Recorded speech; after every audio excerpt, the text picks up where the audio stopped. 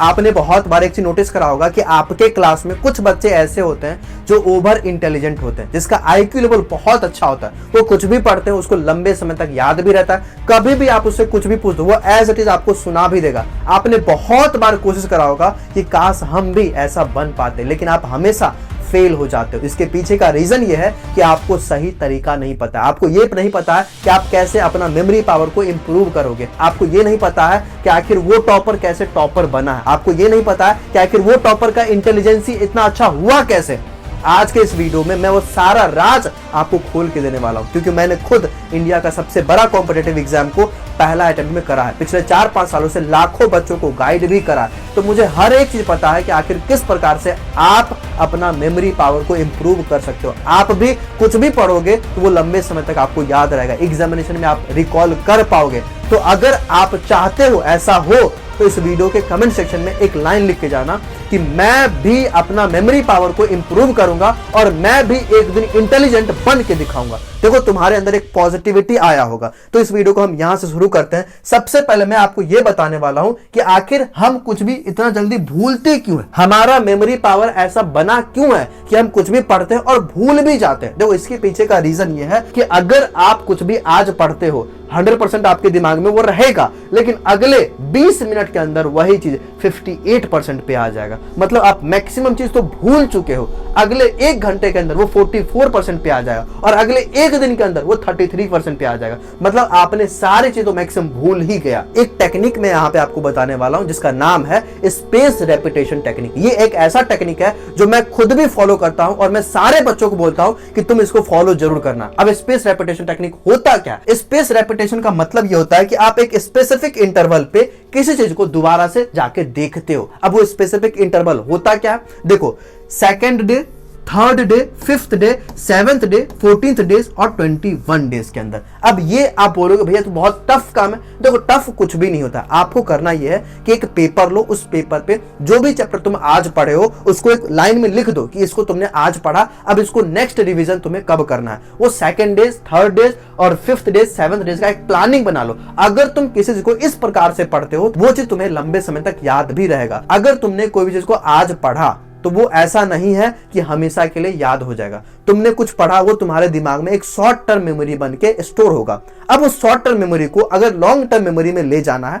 तो कुछ हैक्स है जो तुम्हें करना पड़ेगा। देखो शॉर्ट टर्म मेमोरी क्या होता है? आज तुमने कुछ एनसीईआरटी के पैराग्राफ पढ़ा, कुछ इमेजेस देखा, वो आपके दिमाग में रहेगा, लेकिन जैसे ही कल होगा तो वो खत्म हो जाएगा। इसके लिए तुम्हें करना क्या होगा कि अगर कोई इंफॉर्मेशन को शॉर्ट टर्म मेमोरी से लॉन्ग टर्म मेमोरी में भेजना चाहते हो तो उसके लिए तुम्हें 3-4 चीज करना पड़ेगा। सबसे पहला, अपना स्लीप आवर को ठीक करना। आपको लग रहा होगा भैया ये तो बहुत कॉमन चीज आप बता रहे हो। नहीं, स्लीप आवर बहुत इंपॉर्टेंट है, क्योंकि शॉर्ट टर्म मेमोरी जो आप आज पूरे दिन में पढ़े हो आपको आज याद रहेगा, लेकिन अगर आप चाहते हो कल भी आपको एज इट इज याद आए तो उसके लिए आपको प्रॉपर स्लीप लेना पड़ेगा, क्योंकि स्लीप के समय ही वो इंफॉर्मेशन सबकॉन्शियस माइंड में जाता है। देखो मैं आपको एक समझाना चाहूंगा कि कोई भी इंफॉर्मेशन ब्रेन में स्टोर होता कैसे है। कोई भी इंफॉर्मेशन ब्रेन में न्यूरल कनेक्शन के तरह स्टोर होता है। न्यूरॉन्स जानते हो ना, 2 न्यूरॉन के बीच में जितना कम गैप रहेगा उतना ही ज्यादा हमारा मेमोरी स्ट्रांग होगा। समझ में आया? तो वो ये गैप जो है ना, ये गैप कम कब होता है? जब आप रिवीजन करते हो, जब आप रिकॉल करते हो, जब आप क्वेश्चन प्रैक्टिस करते हो। अब देखो ध्यान सुना, अगर कोई चीज को आपने आज पढ़ा है ना, आपके दिमाग में इंफॉर्मेशन के तौर पे वो स्टोर हो गया, लेकिन रिवीजन करने से क्या होता है, वही न्यूरल कनेक्शन जो होता है वो और नजदीक आता है और स्ट्रॉन्ग बनता है। इससे क्या हो रहा है कि तुम किसी को जो पढ़े हो वो तुम्हारे दिमाग में एक स्ट्रॉन्ग मेमोरी बन के स्टोर हो रहा है ना, उसी को बोलते हैं हम लॉन्ग टर्म मेमोरी। तो आपको प्रैक्टिस करना है कि आप पढ़ाई कर रहे हो, लेकिन पढ़ाई के साथ साथ एक रेगुलर इंटरवल पे रिवीजन, रिकॉल, क्वेश्चन प्रैक्टिस आपको करना है। अब देखो रिकॉल करना सबसे मोस्ट इंपॉर्टेंट है, जो हर एक टॉपर बच्चा करता है। रिवीजन क्या हुआ? रिवीजन का मतलब हुआ कि ये आपने बुक पढ़ा, आप बुक को दोबारा जाके एक बार और देख रहे हो। लेकिन रिकॉल करना होता है कि आपने बुक पढ़ा, बुक पढ़ के आप रख दो, फिर आप सोच रहे हो कि आपने क्या क्या पढ़ा। जब आप रिकॉल करते हो तो आपका मेमोरी सबसे ज्यादा वहां पे स्ट्रांग होता है। ठीक है, तो आप अगला दिन से रिकॉल करने का प्रैक्टिस करोगे। मैं आपको बोल दूं कि हमारे सेल में, ह्यूमन बॉडी के सेल में, ये माइटोकॉन्ड्रिया यहां पे होता है, ये न्यूक्लियस यहां पे होता है, ये राइबोसोम यहां पे होता है, ये सेंट्रियोल यहां पे होता है, ये गोल्गी पटस यहां पे होता है। तो आपको समझ में नहीं आएगा। लेकिन यहीं पे अगर मैं आपको एक इमेज दिखा दूं कि ये इमेज में आप देखो, यहां पे माइटोकॉन्ड्रिया इस प्रकार का स्पेस में होता है, न्यूक्लियस यहां पे होता है, यहां पे हमारा राइबोसोम होता है, यहां पे हमारा गोल्गी एपर्टस होता है। अगर मैं आपको इस प्रकार से इमेज दिखा दूं तो आपके लिए इमेज याद करना बहुत इजीली हो जाएगा। अगर मैं आपको बोलूं एप्पल, तो एप्पल बोलने से आप APPLE एप्पल नहीं रिकॉल करोगे, जस्ट आपके दिमाग में एप्पल का वो शेप याद आएगा। इसको बोलते हैं पावर ऑफ विजुअलाइजेशन। अगर आप किसी चीज को विजुअलाइज करते हो, है ना, जैसे मान लो कि एनसीईआरटी कोई पेज है ना, आप पेज वाइज अगर आप लाइन टू लाइन पढ़ोगे तो आपको याद नहीं रहेगा। लेकिन अगर आप विजुअलाइज करते हो कि अच्छा हाँ, इस पेज में यहां पे ये डायग्राम है, इस डायग्राम के बगल में ये लिखा हुआ, इस डायग्राम के नीचे ये लिखा हुआ, आप विजुअलाइज कर रहे हो, तो ये विजुअलाइज क्या होता है, मेमोरी होता है ना, आप कभी भी आसानी से रिकॉल कर सकते हो। हर एक टॉपर बच्चा इस चीज को अप्लाई करता है, वो विजुअलाइज करता है कि हमारे इस पेज में क्या क्या लिखा हुआ। अगर मैं आपको बोलूं कि हमारा बॉडी में जो हार्ट का सर्कुलेशन होता है वो ऐसे ऐसे होता है कि यहां से राइट चैम्बर से निकला ब्लड, लेफ्ट चैम्बर से निकला ब्लड, यहां पे गया, यहां पे गया, तो ये आपके लिए याद करना डिफिकल्ट हो जाएगा। लेकिन अगर यहीं पे मैं आपको ये वाला इमेज दिखा दूं कि ये हमारा हार्ट है, हार्ट में यहां से ब्लड पंप होके पूरे बॉडी में गया, फिर यहां से फिल्टर होके यहां दोबारा से लंग्स में गया, और लंग्स से फिर फिल्टर होके यहां से वापस आ गया, तो ये इमेज याद करना आपके लिए बहुत आसान हो जाएगा। इसको बोलते हैं विजुअलाइजेशन करना। तो आप हमेशा, ये तीसरा ट्रिक है, आप हमेशा विजुअलाइज करो। कोई भी चीज आप पढ़ते हो तो आप उसको दिमाग में विजुअलाइज करो कि अच्छा हाँ, इसको हम ऐसे फोटोजेनिक मेमोरी के तौर पे आप उसको याद कर सकते हो। समझ में आ गया। नेक्स्ट ट्रिक जो मैं आपको बताने वाला हूं वो है चंकिंग करने का मेथड। चंकिंग जो है ना बहुत इंपॉर्टेंट है, ये हर एक टॉपर बच्चा फॉलो करता है। देखो मैं फिर से बता रहा हूं, अगर मैं आपको बोलूं कि ये पूरे नंबर को आप एज इट इज याद कर लो तो ये आपके लिए बहुत डिफिकल्ट हो जाएगा, है ना, बहुत डिफिकल्ट हो जाएगा। लेकिन अगर मैं आपको बोलूं कि इसी नंबर को मैं इस प्रकार से छोटे छोटे पार्ट्स में तोड़ दिया हूं, अब आप इसको पार्ट वाइज याद कर लो, तो ये आपके लिए बहुत ही ज्यादा आसान हो जाएगा, है ना। इसको बोलते हैं चंकिंग करना। इससे और डिटेल में आपको समझा रहा हूं। मान लो कि आपका ये एनसीईआरटी है, ठीक है, एनसीईआरटी है। इस एनसीईआरटी में ये एक चैप्टर है, ये एक टोटल मिला के ये एक चैप्टर है। इस चैप्टर में टोटल 20 पेजेस है। अगर मैं आपको बोलूं कि ये 20 पेज को आप याद कर लो तो ये आपके लिए बहुत डिफिकल्ट हो जाएगा। अगर मैं आपको बोलूं कि इस 20 पेज को आप 5 दिन में याद करो, 2-2 पेज 3-3 पेज करके, तो ये आपके लिए बहुत आसान हो जाएगा। इसी को बोलते हैं चंकिंग मेथड। आपको कुछ भी याद करना है, कुछ भी आप पढ़ रहे हो, उसको पार्ट वाइज पहले डिवाइड कर दो, डिवाइड करने के बाद तब आप उसको याद करो। अब चंकिंग मेथड बहुत सारे टॉपर्स भी यूज करते हैं जब उसको मैसिव, बहुत बड़ा सिलेबस को रिवाइज करना होता है, बहुत बड़ा सिलेबस को रिमेंबर करना होता है, तो आपको भी ये तरीका को फॉलो करना। देखो आगे इस वीडियो में मैं कुछ एक्सरसाइजेस बता रहा हूँ जिसको करके तुम अपने मेमोरी पावर को इंप्रूव कर सकते हो। लेकिन उससे पहले मैं कुछ तरीका बता दूं, कुछ टेक्निक बता दूं जो टॉपर्स फॉलो करते हैं। नेक्स्ट मैं आपको ये बता रहा हूं कि आप एक्टिव स्टडी मेथड को यूज करो।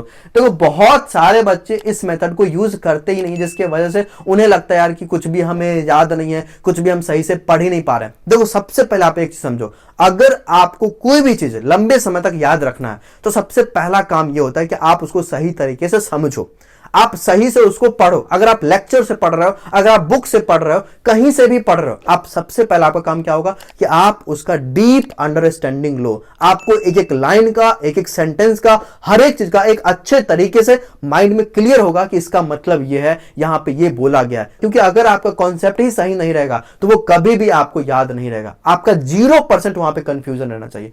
तो अच्छे तरीके से समझने के बाद फिर आप उसको याद करने की कोशिश करोगे। नेक्स्ट मैं आपको एक्टिव स्टडी मेथड्स बता रहा हूं जो कि मैं खुद भी फॉलो करता हूं और करता था। एक्टिव स्टडी मेथड सबसे ज्यादा इफेक्टिव मेथड होता है किसी चीज को लंबे समय तक याद रखने के लिए। अब इस मेथड के अंदर यह बोला जाता है कि जब भी तुम पढ़ाई करते हो तो पढ़ाई करते वक्त बस ऐसा नहीं कि लेक्चर देख रहे हो, बस ऐसा नहीं कि बुक पढ़ रहे हो, आपको एक्टिवली पार्टिसिपेट करना। हर एक टॉपर बच्चा ऐसा होता है, तुमने देखा होगा ऑफलाइन क्लासेस में भी टॉपर बच्चा जो होता है क्लास में रेस्पॉन्ड करता है, यस सर इसका आंसर ये होगा, यस सर मैंने सॉल्व कर लिया। टॉपर बच्चा ऐसे होते हैं जो क्लासेस में भी एक्टिवली पार्टिसिपेट करते हैं। तुम्हें भी जब भी तुम पढ़ाई करते हो तो एक्टिवली लेक्चर में पार्टिसिपेट करो, बुक पढ़ते हो तो एक्टिवली बुक को पढ़ो। अब एक्टिव रहने का मतलब ये होता है कि जब भी तुम लेक्चर देख रहे हो तो साथ में एक प्रॉपर नोट्स बनाते रहो। नोट्स बनाओगे, दिमाग चलते रहेगा। अगर कोई क्वेश्चन क्लास में दिया गया, उस समय तुम उसको पॉज करके खुद से सॉल्व करने की कोशिश करो। एक्टिव रहो, जितना ज्यादा एक्टिव रहोगे उतना बेहतर तरीके से तुम दिमाग में उसको स्टोर कर पाओगे। नेक्स्ट मैं आपको यह बता रहा हूं कि आप अपना पांचों सेंस का यूज करो जब भी आप पढ़ाई करते हो, उसको अच्छे तरीके से याद रखने के लिए। अब इसका कहने का मतलब यह हुआ कि देखो हमारे पास 5 सेंस में क्या क्या है, आंख है, कान है, नाक है, टंग है और टच रिसेप्टर है। आप जब भी पढ़ते हो ये सेंसेस को यूज करो। कहने का मतलब ये हुआ, जैसे मान लो कि एक सेंटेंस दिया गया आपको पढ़ने के लिए, आप मन में भी पढ़ सकते थे, आंख से देखा, मन में पढ़ गया। लेकिन अगर आप आंख से देखने के साथ साथ बोल के पढ़ोगे तो वहां पे ज्यादा इफेक्टिव रहेगा आपके लिए। अगर आपके पास कोई इमेज हुआ तो इमेज का कलर देखो, डायग्राम देखो, उसको सेंसेस से रिलेट करो। इससे क्या होगा कि हमारे ब्रेन को अलग अलग तरीके से स्टिमुलस जाएगा और उस चीज का मेमोरी स्ट्रांग बनेगा। एक्टिव स्टडी जब भी आप कर रहे हो तो आपका काम एक और होगा कि आप अपने नोटबुक में एक समरी लिखो। जब भी आप लेक्चर देख लिए, बुक पढ़ लिए, कोई चैप्टर कंप्लीट कर लिए, तो उस चैप्टर को कंप्लीट करने के बाद उसको बंद करो और बंद करने के बाद एक बार अपने लैंग्वेज में ध्यान से रिकॉल करो और रिकॉल करके उसका समरी लिखो। हर एक टॉपर बच्चा ये चीज को फॉलो करता है, इसके वजह से उसको लंबे समय तक कोई चैप्टर याद रहता है। तो आपका काम यह है कि आप आज से जो भी चैप्टर पढ़ोगे उसका प्रॉपर समरी लिखोगे। 1 पेज लगेगा, 10 मिनट लगेगा, आप बस माइंड में लिखते जाओ कि हाँ यहां पे ये लिखा होता, यहां पे ये लिखा होता। अगर आप 10 लाइन भी लिख लेते हो, मतलब यह है कि आपने पूरे चैप्टर को रिकॉल करा। तो यहां पे आपका काम होगा कि आप समरी लिखोगे। और अगर आप अच्छे तरीके से कोई चैप्टर को समझ गए हो तो आप खुद को पढ़ाओ। अगर आप खुद को पढ़ाते हो मतलब यह है कि आपका खुद का कॉन्सेप्ट बहुत स्ट्रांग हो चुका है। टीच समवन अदर्स या फिर टीच योरसेल्फ। अगर आप दूसरों को पढ़ाते हो मतलब यह है कि आपका खुद का कॉन्सेप्ट बहुत अच्छे तरीके से क्लियर हो रखा है। अगर आप दूसरों को पढ़ाओगे आपको नॉलेज गैप दिखेगा कि हाँ यार यहां पे कुछ हम छूट चुके थे, यहां पे कुछ मिस्टेक हो गया, यहां पे हम खुद नहीं समझ पाए, फिर आप उसको दोबारा जाके क्लियर करोगे। इससे क्या होगा, आपका कंसेप्ट क्लियर हुआ, फिर वही चीज आपके दिमाग में लॉन्ग टर्म मेमोरी बन के स्टोर होगा। तो भैया ये भी एक तरीका है किसी चीज को लंबे समय तक याद रखने का। और छठा नंबर टेक्निक हमारा है वह रिवीजन करने का। रिवीजन करने का सही मेथड आपको नहीं पता, इसके वजह से आप बार बार भूल जाते हो। देखो आप क्या करते हो रिवीजन में, आप क्या करते हो रिवीजन में, आप करते हो कि आपने चैप्टर खोला और एज इट इज एक एक लाइन पढ़ते जाते हैं और फिर बंद करके रख दिया। नहीं, ये रिवीजन करने का सही तरीका नहीं है। रिवीजन करने का सही तरीका यह है कि पहले आप क्वेश्चन प्रैक्टिस करो, जाके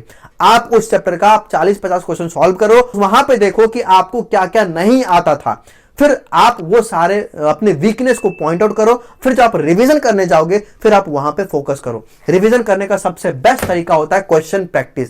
आप पहले क्वेश्चन प्रैक्टिस करो, फिर आप वहां से वीकनेस को पकड़ो, फिर उस वीकनेस को जाके अपने चैप्टर में ढूंढो और फिर उसको जाके पढ़ो। रिवीजन का एक और तरीका होता है, वो होता है कि आप अपना रिवीजन के टाइम को डिक्रीज करो। रिवीजन के टाइम को डिक्रीज करने का मतलब यह हुआ कि अगर कोई चैप्टर को आप आज 1 घंटे में पढ़े हो, फिर नेक्स्ट डे आप उसको आधे घंटे में कंप्लीट करोगे, फिर नेक्स्ट डे आप उसको 20 मिनट में कंप्लीट करोगे, फिर नेक्स्ट डे आप उसको 15 मिनट में कंप्लीट करोगे। अब कहने का मतलब यह हुआ कि जब आप पहली बार उसको पढ़े थे तो सारे के सारे इंपॉर्टेंट पॉइंट को आप हाईलाइट करो, आप भूलने वाला पॉइंट को हाईलाइट करो। धीरे धीरे आप क्वेश्चन प्रैक्टिस करोगे, फिर कुछ नया पॉइंट आएगा उसको आप ऐड करो। आप जब भी दोबारा तिबारा एनसीईआरटी पढ़ोगे उस समय आपको करना यह होगा कि आप बस भूलने वाला पॉइंट पढ़ो, आप जाके वो पॉइंट पढ़ो जो कि आपके लिए इंपॉर्टेंट होगा। टॉपर इस चीज को फॉलो करते हैं, आपको पता नहीं टॉपर इसी को फॉलो करते हैं। टॉपर एक और चीज करते हैं, वो ये है रिवीजन के तरीका में कि वो हमेशा अपना नोटबुक, अपना एनसीईआरटी, अपना बुक, अपना मॉड्यूल सबको एक प्रायोरिटी पे सेट रखते हैं कि मेरे लिए क्या ज्यादा इंपॉर्टेंट है।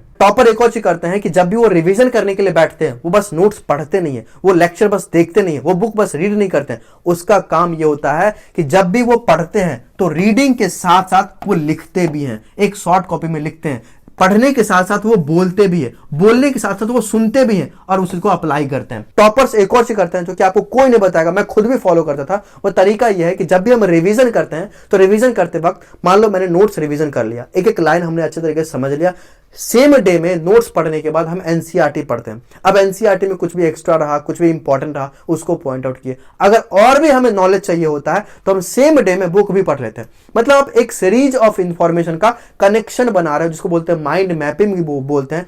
एक और तरीका है जो टॉपर फॉलो करते हैं, वो ये है कि आप जब भी पढ़ते हो तो आपके दिमाग में ये थॉट होना चाहिए कि मुझे हर एक लाइन से एक क्वेश्चन बनाना है। तो ये तरीका को भी आप फॉलो कर सकते हो कि जब भी आप पढ़ते हो आप क्वेश्चन पॉइंट ऑफ व्यू से पढ़ो। तो वो समझने के लिए पढ़ना, इंफॉर्मेशन के लिए पढ़ना, लेकिन अगर आपको याद करने के पॉइंट ऑफ व्यू से पढ़ना है तो आप कॉन्सेंट्रेट करके पढ़ोगे, और टॉपर इस चीज को फॉलो करते हैं। नेक्स्ट मैं आपको कुछ एक्सरसाइज बता रहा हूं जिसको आपको अगले 21 दिन तक फॉलो करना है। आपके मेमोरी पावर में बहुत बड़ा चेंज दिखेगा। सबसे पहला एक्सरसाइज ये है कि आप अपने हैंड के बीच में इंटरचेंज करो। कहने का मतलब ये हुआ कि अगर आप कोई काम जो राइट हैंड से करते हो, अब आपको कोशिश करना है कि उस काम को लेफ्ट हैंड से करने का। ऐसा नहीं बोल रहा हूं कि आप हमेशा उस काम को लेफ्ट हैंड से ही करो, बट कभी कभी आप कोशिश करो कि उसको लेफ्ट हैंड से कर सके तो करें। जैसे मान लो कि अगर आप मॉर्निंग में ब्रश करते हो तो आप उस समय लेफ्ट हैंड से कर सकते हो। अगर आप कोई काम है जो कुछ उठा रहे हो, आप राइट हैंड से उठाओगे तो आप उसको लेफ्ट हैंड से उठा सकते हो। इससे क्या हो रहा है ना कि हमारा ब्रेन के बीच में जो कनेक्शन है, हमारे दो पार्ट, ब्रेन का दो पार्ट है, उसके बीच में जो कनेक्शन आपको पता होना चाहिए कि अगर आप लेफ्ट हैंडेड हो तो आपका राइट ब्रेन काम करता है, अगर आप राइट हैंडेड हो तो आपका लेफ्ट ब्रेन काम करता है। लेकिन अगर आप अपने ब्रेन को ऐसे ट्रेन कर लो कि आपका दोनों पार्ट काम करने लगे तो ये आपके लिए बहुत बेहतरीन हो जाएगा। एल्बर्ट आइंस्टाइन को आप जानते होंगे, उनका दोनों पार्ट ऑफ ब्रेन काम करता था, इसलिए वो ओवर इंटेलिजेंट भी थे। और दूसरा एक्सरसाइज है फिंगर टिप्स स्टिमुलेशन। देखो हमारे हाथ में बहुत सारा एक्यूप्रेशर पॉइंट होता है, अगर आप इसको बार बार दबाते हो तो हमारे ब्रेन में जो ब्लड सर्कुलेशन होता है वो फास्ट होता है। जितना फास्ट हमारे ब्रेन में ब्लड सर्कुलेशन होगा उतना न्यूरॉन्स रीजेनरेट करेगा, नया न्यूरॉन्स बनेगा।